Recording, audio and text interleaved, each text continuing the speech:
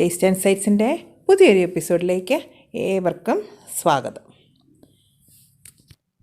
Mini veg കട്ട്ലേറ്റിന് വേണ്ടി സാധനങ്ങൾ ഞാനൊന്നും കൂടെ പരിചയപ്പെടുത്തി തരാം.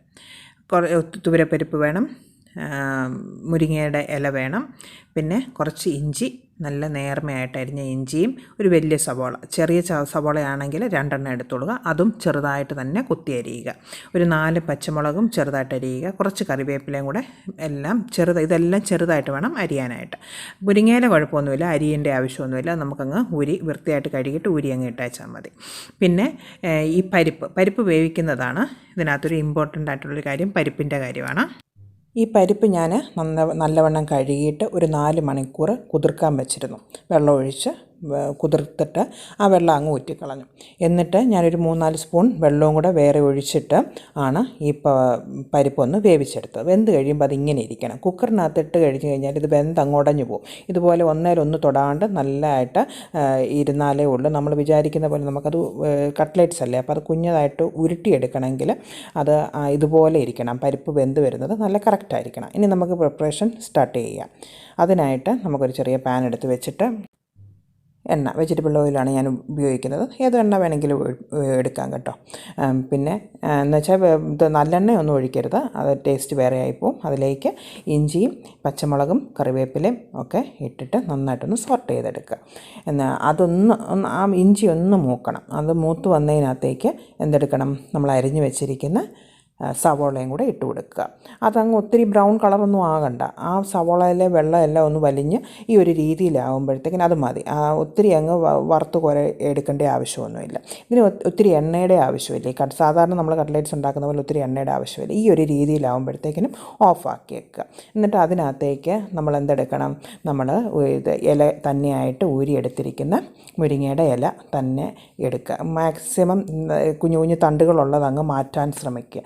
അല്ലെങ്കിൽ നമുക്ക് എന്താണെന്ന് വെച്ചാൽ നമുക്കത് ബോൾസാക്കി എടുക്കാനാകുമ്പോൾ ബുദ്ധിമുട്ട് വരും.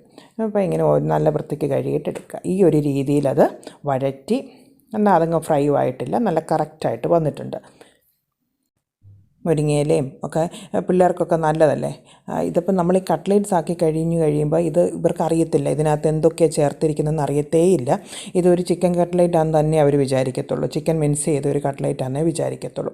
എന്നിട്ട് നമ്മളത് മിക്സിയുടെ ഒരു ജാറിനകത്തിട്ടിട്ട് ഇങ്ങനെയൊന്ന് പൊടിച്ചെടുക്കുക. ഇതിനകത്തൊന്നും വിറയില്ല. ഇത് കണ്ടില്ല, നല്ല പൊടിയായിട്ടാണ് ഇത് കിടക്കുന്നത്. കണ്ടു കഴിഞ്ഞാൽ നമ്മൾ പുട്ടിനൊക്കെ ഉണ്ടാക്കി വെച്ചിരിക്കുന്ന പോലെ അവലോസിൻ്റെ ഒരു പൊടി പോലെയൊക്കെ ഇരിക്കും. എന്നിട്ടൊരു ഞാനൊരു ചെറിയ പൊട്ടറ്റോ ആയതുകൊണ്ട് ഒരു 3-4 എണ്ണം എടുത്തിട്ടുണ്ട്. അത് നന്നായിട്ട് വേവിച്ച് വെക്കുക. വലുതാണെങ്കിൽ 1-2 പൊട്ടറ്റോ മതി. അത് നിങ്ങളുടെ ആവശ്യാനുസരണം, ഒരു ബൈൻഡിങ്ങിന് വേണ്ടിയിട്ടല്ലേ. ഇതുപോലെ നന്നായിട്ട് കൈ കൊണ്ട് ഉടച്ച് എടുക്കുക. നല്ലൊരു ഉരുളയായി ഒരു ചപ്പാത്തി മാവിൻ്റെ ഒരു രീതിയിൽ ഉരുട്ടിയെടുക്കുക. എന്നിട്ട് കയ്യിൽ ഇട്ടിട്ട് ചെറിയ ചെറിയ മിനി കട്ട്ലേറ്റ്സ് എന്നുള്ള രീതിയിൽ നിങ്ങൾക്ക് എങ്ങനെ വേണമെങ്കിലും ഇത് ഉരുട്ടിയെടുക്കാം കേട്ടോ. ഞാനിത് വട്ടത്തിലാണ് ഉരുട്ടിയെടുത്തിരിക്കുന്നത്. അത് ചെറുതായിട്ട് കൈ കൊണ്ട് ചെയ്യുക. കണ്ടില്ലേ, നല്ലതായിട്ട് വന്നിട്ടുണ്ട്, പെർഫെക്റ്റായിട്ട് വന്നിട്ടുണ്ട്. എങ്ങോട്ട് പിടിക്കുകയോ ഒന്നും ചെയ്തിട്ടില്ല.